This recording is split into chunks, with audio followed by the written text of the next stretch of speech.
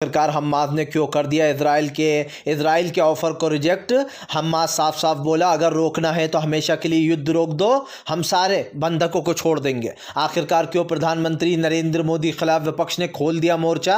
कहा फिलहाल साक्षी मलिक के आंसू नहीं दिखाई दे रहा बीजेपी को, संसद से हमें बाहर निकाल दिया गया। आखिरकार क्यों दोस्तों मायावती के बदल गए बोल। अब मायावती कह रही है किसी को भी किसी पार्टी के बारे में बुरा नहीं बोलना चाहिए, कभी भी किसी की ज़रूरत पड़ सकती है। और आखिरकार क्यों इंडिया गठबंधन में हो गई प्रशांत किशोर की एंट्री, क्यों मच गया बीजेपी में हड़कंप। तो तमाम मुद्दों पर होगी बात, लेकिन उससे पहले अगर आपने अब तक हमारे चैनल को सब्सक्राइब नहीं किया है तो जल्दी से कर लीजिए। पास में एक घंटी आएगी, इसको भी दबाइए ताकि हर वीडियो की अपडेट आपको मिल पाए। दरअसल दोस्तों आपको बता दें चले, भारतीय पूरी तरीके से जो है यहाँ पर हम्मास ने इजराइल का कर दिया बायकॉट। बोले नहीं चाहिए तुम्हारा 7 दिन का दान, 7 दिन का सीज़ फायर तुम्हें मुबारक हो। आपको बता दें चले हम्मास ने साफ साफ कहा है कि हम 7 दिन के सीज़ फायर की जो लोग भी बात कर रहे हैं वो इसको भूल जाएं, क्योंकि हम 7 दिन पर कभी भी नहीं मानने वाले।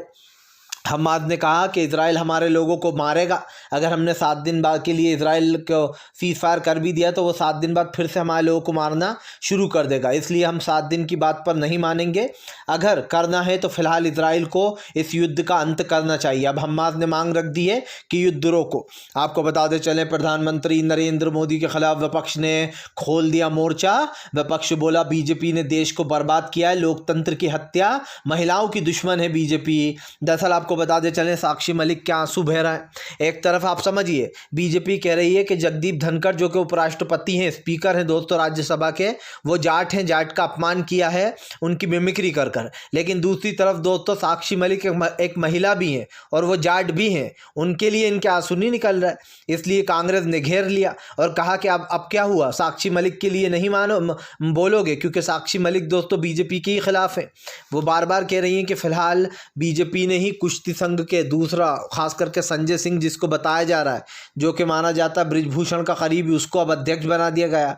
आगे से भी उन्होंने कहा खेल में इसी तरीके की हरकतें होंगी और महिलाओं को परेशान किया जाएगा, जबकि वो लोग चाहती थी कि किसी महिला को दोस्तों बनाया जाए ताकि आगे ये प्रॉब्लम में ना हो। प्रशांत किशोर की एंट्री के बाद बीजेपी में मच गया हड़कंप। आखिरकार क्या प्रशांत किशोर के इंडिया गठबंधन में होने वाली एंट्री। दरअसल आपको बता दें चलें सियासी पारा जब चढ़ गया जब प्रशांत किशोर के एक बयान से हड़कंप मच गया। दरअसल प्रशांत किशोर ने कहा कि मेरी विचारधारा बीजेपी वाली नहीं है, मेरी विचारधारा कांग्रेस वाली है। आपको बता दें इस बयान के बाद घमासान मचा हुआ, क्योंकि माना जा रहा है जन स्वराज यात्रा भी कर रहा है प्रशांत किशोर अपनी, और अब माना जा रहा है कि प्रशांत किशोर की अगर इंडिया गठबंधन में एंट्री हो जाती है तो ये बीजेपी के लिए बहुत बड़ी मुसीबत बन जाएगा, क्योंकि प्रशांत किशोर दोस्तों एक रणनीतिकार है और आप भी समझते हैं एक रणनीतिकार का दिमाग किस तरीके से चलता है। वो सारे तिकड़म लड़ाता है, सारी चीज़ों को वो करता है ऑब्जर्व और उसके बाद चुनाव में उतरता है। इसीलिए प्रशांत किशोर का नाम भी काफ़ी ज़्यादा है रणनीतिकार के तौर पर, क्योंकि अब तक उन्होंने जितने भी चुनाव की रणनीति बनाई है सिर्फ उत्तर प्रदेश को छोड़ के बाकी सारे चुनाव में प्रशांत किशोर की जीत हुई है।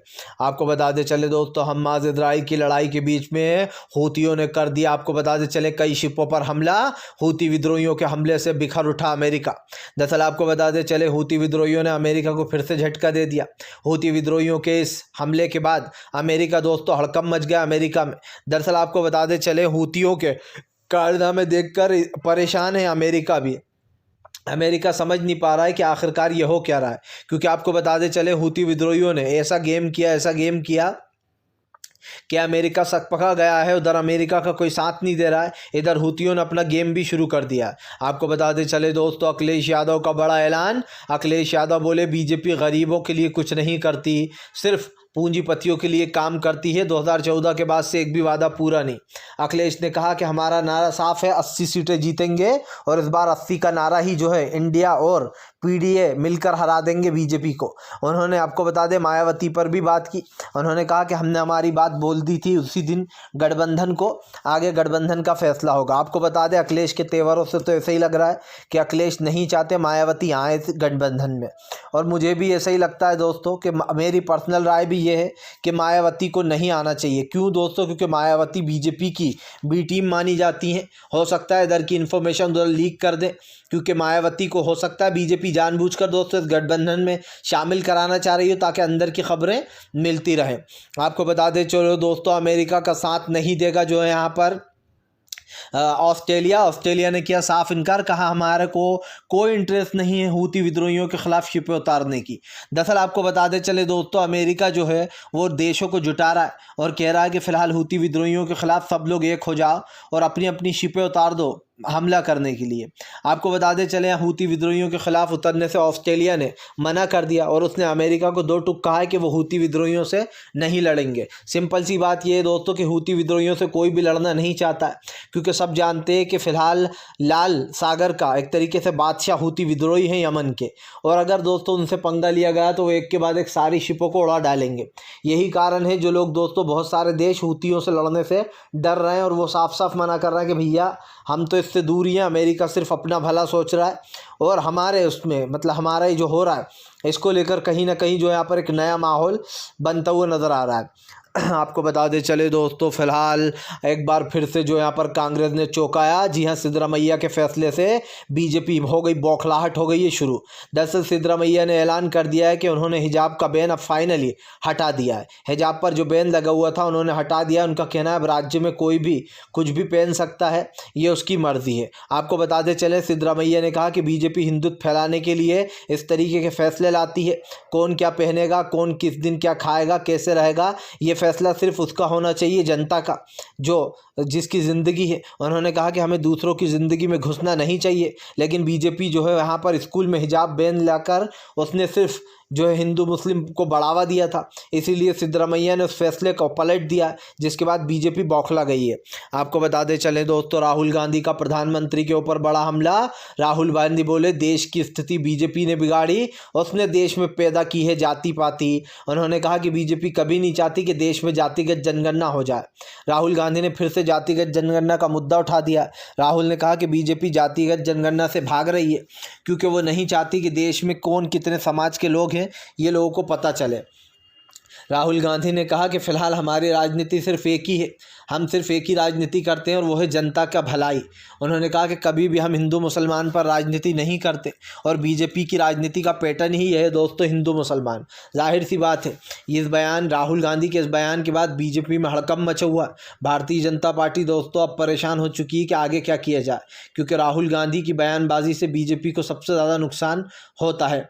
आपको बताते चले दोस्तों, आखिरकार क्यों प्रशांत किशोर के आने से पूरा इंडिया गठबंधन दोस्तों में एक नई वो आ जाएगी रंग, और आखिरकार प्रशांत किशोर के आने से बीजेपी को डरी लग रही है। दरअसल आपको बताते चले प्रशांत किशोर के आने पर हालांकि अभी किसी ने मोहर नहीं लगाई है, खुद प्रशांत किशोर के उस बयान ने मोहर लगाई है जहां पर प्रशांत किशोर कह रहे हैं कि मेरी विचारधारा कांग्रेस की विचारधारा से मिलती है। मतलब साफ है दोस्तों कि फ्यूचर में आगे कुछ होने वाला है। हो सकता है दोस्तों इस गठबंधन में प्रशांत किशोर को भी हिस्सा बना लिया जाए। अगर प्रशांत किशोर आते हैं तो गठबंधन का फ़ायदा ही होगा, लेकिन फ़िलहाल आगे क्या होने वाला है ये कोई बता नहीं सकता है। हालांकि प्रशांत किशोर पल पल पर जो है यहाँ पर मतलब टाइम टाइम पर आरजेडी को घेरते रहते हैं और लालू और नीतीश को घेरते हैं और तेजस्वी को भी। अब देखना ये होगा कि क्या आने वाले समय में प्रशांत की एंट्री होती है या फिर ये सिर्फ एक बयान ही था। आपको बताते चले दोस्तों, फिलहाल अकबरुद्दीन ओवैसी और जो है विपक्ष के बीच में हुआ ज़ोरदार हंगामा।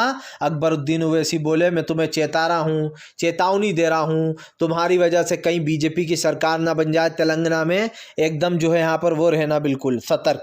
अब आप समझिए दोस्तों, खैर ये बयान तो अकबरुद्दीन ओवैसी का वो अजीब और गरीब ही है, क्योंकि आप भी समझ सकते हैं दोस्तों कि बीजेपी की वहाँ सरकार बनाना नामुमकिन है, क्योंकि बीजेपी के पास तो इतनी सीटें ही नहीं है, बीजेपी तो वहाँ पर सीटें ही नहीं जीती है, तो उसकी सरकार बनना तो नामुमकिन ही है। वो कितने विधायक खरीद सकती, ज़्यादा तो 10 विधायक 15 विधायक, तब भी वो सरकार नहीं बना सकती। तो खैर ये मामला तो वहाँ पर है ही नहीं, क्योंकि पूर्ण बहुमत की सरकार बनी है तेलंगाना में, इसलिए बीजेपी